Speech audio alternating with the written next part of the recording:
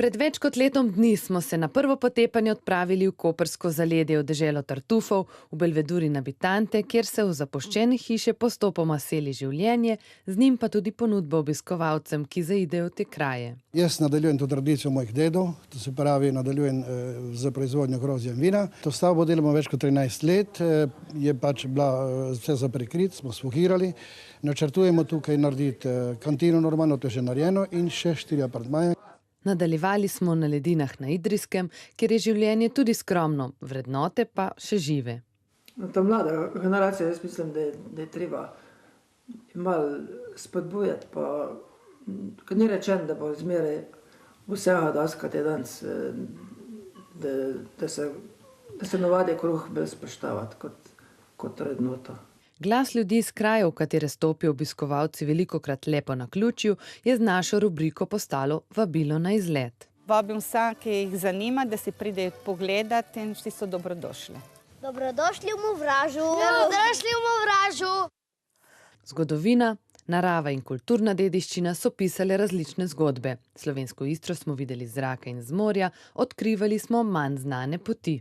Včasih prekrasen dvorec ob vznožjih Hriba je danes zgolj ruševina, ki je sicer spomenik prve kategorije, a kot kaže je za državo še vedno ne dovolj zanimiv kot kulturna dediščina, da bi se lotila njegove obnove.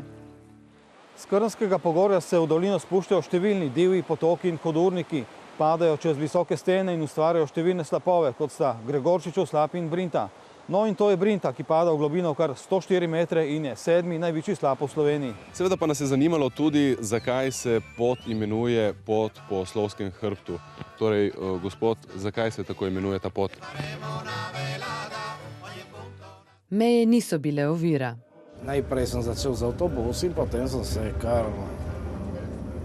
sem prišel delati tudi na tramvaj, ker to človek ga mora občutiti, ga ima noter v srcu tudi tramvaj.